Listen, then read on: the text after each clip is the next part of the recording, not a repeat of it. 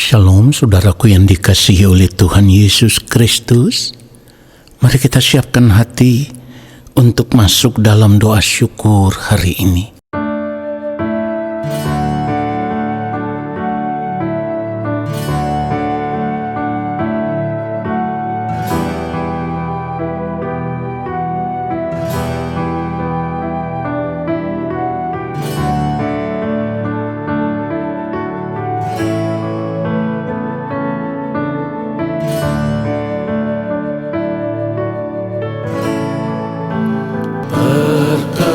Perkenankan hamba-Mu, ya Bapa,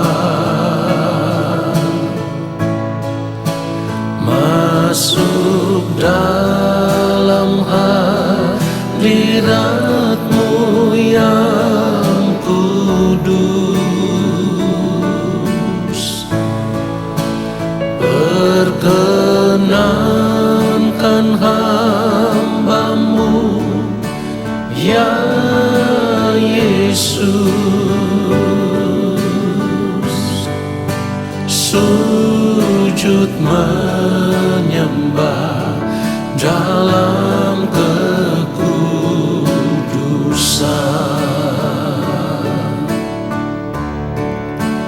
Kau ku sembah, Kau ku sembah, bersama para malaikat ku sujud menyembah. Kau ku sembah,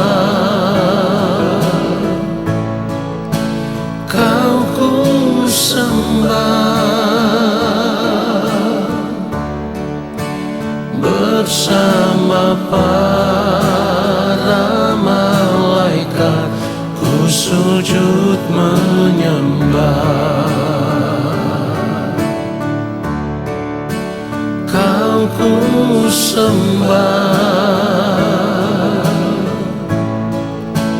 Kau ku sembah, bersama para malaikat ku sujud menyembah. Kau ku sembah, Kau ku sembah, bersama para malaikat ku sujud menyembah. Bersama para malaikat ku sujud menyembah. Sujud menyembah.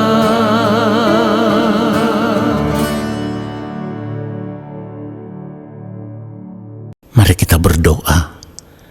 Bapa yang Maha Kudus, Allah yang Maha Mulia, kami ada di hadapan-Mu ya Bapa. Kami mau duduk diam di dalam hadirat-Mu, dan kami mau membuka hati kami untuk terus diisi dengan kebenaran firman-Mu.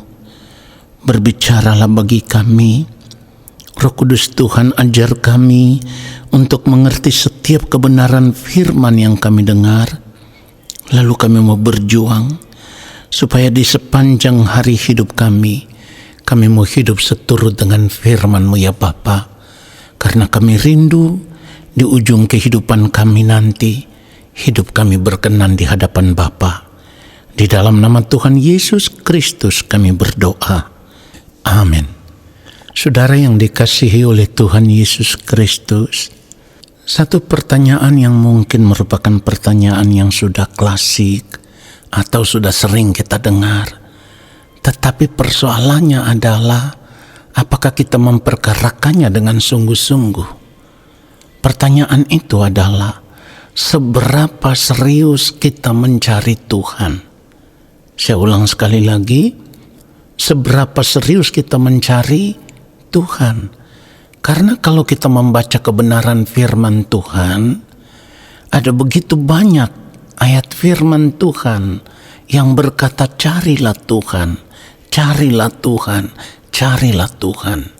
Ya saudaraku, bahkan di dalam Yesaya 55 ayat 6 yang sudah sering kali kita dengar, firman Tuhan katakan dengan sangat tegas, carilah Tuhan selama ia berkenan ditemui. Berserulah kepadanya selama ia dekat. Jadi kalau selama ini kita hidup sebagai orang percaya atau sebagai orang Kristen, kita tidak boleh menganggap sepele pertanyaan ini. Walaupun itu sudah sering kali kita dengarkan. Seberapa serius kita mencari Tuhan. Seharusnya ketika kita mendengarkan pertanyaan ini harus memaksa kita untuk memeriksa diri kita dengan jujur. Sebab kalau kita tidak serius mencari Tuhan, kita tidak akan pernah bisa menemukan Tuhan. Kita tidak serius mencari Tuhan, kita hidup sebagai orang yang tidak berakal budi. Saudara perhatikan itu? Kenapa saya katakan kalau kita tidak serius mencari Tuhan, kita hidup sebagai orang yang tidak berakal budi. Saudara, satu hal yang harus kita ingat, di dalam setiap gerak kehidupan kita, apapun yang kita lakukan di sepanjang hari hidup kita, atau lebih detail lagi, di setiap detik waktu hidup yang kita jalani, kita harus sadar semua itu tidak terlepas dari kontrol Allah. Saudara perhatikan itu?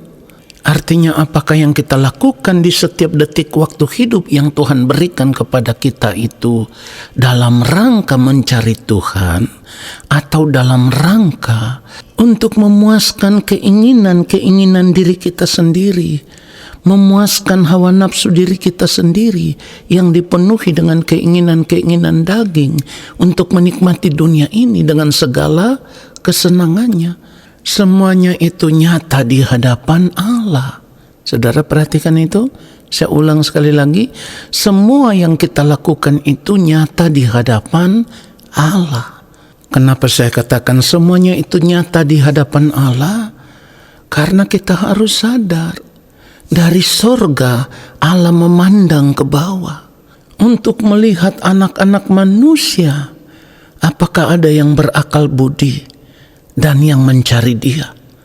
Itu yang dikatakan di dalam Mazmur 14 ayat 2. Firman Tuhan katakan, Tuhan memandang ke bawah dari sorga kepada anak-anak manusia untuk melihat apakah ada yang berakal budi dan yang mencari Allah.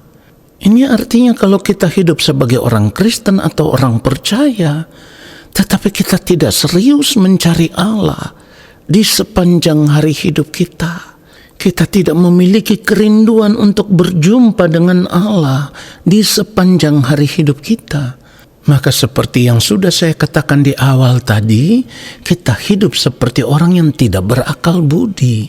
Ya saudaraku, jadi mari kita sadar, dari sorga Tuhan selalu memandang ke bawah kepada anak-anak manusia untuk melihat apakah ada yang berakal budi dan yang mencari Allah.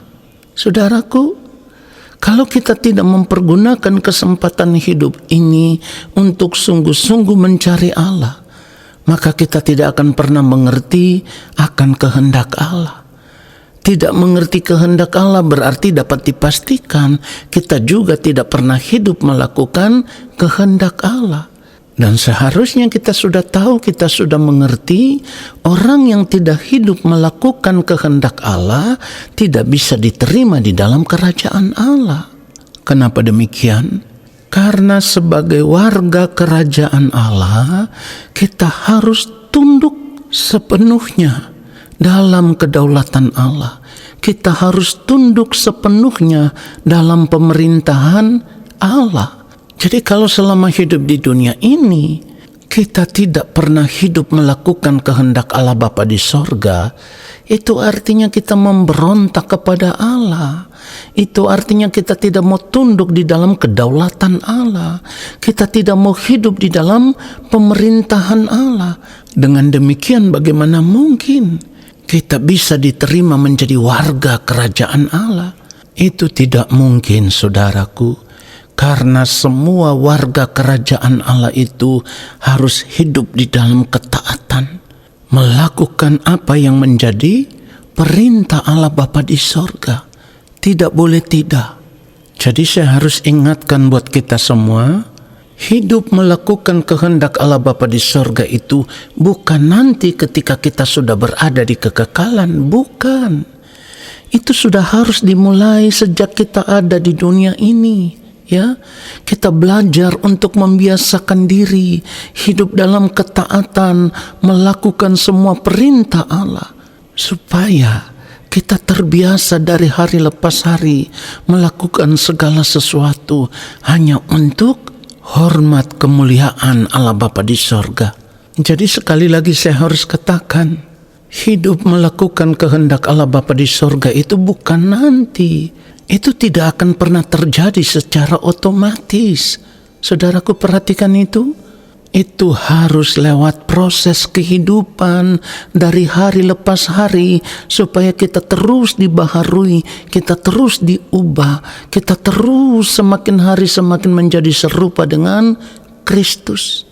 Ini merupakan tingkat kesempurnaan hidup yang harus kita capai dan standarnya tidak bisa dikurangi. Saudara perhatikan itu, saudara yang dikasihi oleh Tuhan Yesus Kristus, orang percaya yang serius untuk hidup mencari Tuhan di sepanjang hari hidupnya. Hal itu menunjukkan bahwa orang-orang seperti ini hanya mengarahkan pandangannya tertuju kepada kerajaan surga. Ingat, sebagai orang percaya yang berada di dalam Kristus, kita itu memiliki panggilan surgawi. Dan kita harus sadar, menjalani hidup sebagai orang Kristen, sebagai orang percaya itu, kita seperti berada di gelanggang pertandingan. Kalau kita membaca 1 Korintus 9, mulai ayat 24, firman Tuhan katakan begini, "Tidak tahukah kamu bahwa dalam gelanggang pertandingan semua peserta turut berlari, tetapi bahwa hanya satu orang saja yang mendapat hadiah? Karena itu larilah begitu rupa sehingga kamu memperolehnya." Di dalam ayat 25 dikatakan tiap-tiap orang yang turut mengambil bagian dalam pertandingan menguasai dirinya dalam segala hal. Mereka berbuat demikian untuk memperoleh suatu mahkota yang fana, tetapi kita untuk memperoleh suatu mahkota yang abadi. Jadi di sini kita harus sadar, kita memiliki tujuan hidup, ada yang harus kita capai. Pencapaian kita itu adalah standar kehidupan yang sempurna, yang sama seperti Kristus, supaya pada akhirnya kita bisa memperoleh mahkota yang abadi itu. Oleh karenanya, seorang seperti Rasul Paulus berkata, seperti yang ditulis di dalam ayat 26, "Sebab itu aku tidak berlari tanpa tujuan, dan aku bukan petinju yang sembarangan saja memukul." Perhatikan ini ayat 27. "Tetapi aku melatih tubuhku dan menguasainya seluruhnya, supaya sesudah memberitakan Injil kepada orang lain, jangan aku sendiri ditolak." Saudaraku, kalau seorang seperti Rasul Paulus bisa berkata, "Aku melatih tubuhku," artinya ia membiasakan dirinya. Rasul Paulus selalu berusaha untuk menguasainya seluruhnya. Ini juga harus terjadi di dalam kehidupan kita, ya. Kita harus berusaha untuk menguasai diri kita seluruhnya. Mulai dari sikap, gerak, pikiran, tindakan, perkataan, perbuatan, keinginan diri, semuanya itu harus kita kuasai. Supaya di sepanjang hari hidup kita tidak hidup sembarangan. apa yang kita lakukan. Kita mau supaya segala sesuatu yang kita lakukan itu seperti yang dikehendaki oleh Allah Bapa di sorga. Dengan kata lain, apa yang kita lakukan itu sesuai dengan pikiran dan perasaan Allah. Jadi kalau seorang seperti Rasul Paulus masih memiliki kegentaran, jangan sampai di ujung kehidupannya selesai memberitakan Injil ia sendiri ditolak. Jika demikian, bagaimana dengan diri kita masing-masing? Mari kita periksa hidup kita, lalu kita serius mencari Tuhan. Amin. Mari kita berdoa. Terima kasih Bapa yang Maha Kudus untuk kebenaran firman-Mu. Kami mau Tuhan, di sisa hari-hari hidup kami mau serius mencari Engkau saja ya Bapa. Belajar untuk mengerti apa yang menjadi kehendak-Mu ya Allah. Lalu kami hidup hanya untuk melakukan kehendak Allah Bapa di sorga, supaya kehidupan kami berkenan di hadapan Bapa. Terima kasih Bapa, kami bersyukur untuk firman-Mu, dan kami percaya Engkau akan memberkati kami. Turunlah atas kehidupan kami segala berkat kasih karunia daripada Allah Bapa di sorga, rahmat cinta kasih dari Tuhan Yesus Kristus, di dalam persekutuan yang manis dengan Roh Allah yang kudus, menyertai langkah hidup kami dan memberkati kami sekarang dan sampai selama-lamanya. Amin. Saudara, terima kasih sudah mengikuti doa syukur hari ini. Tuhan Yesus memberkati kita semua. Shalom.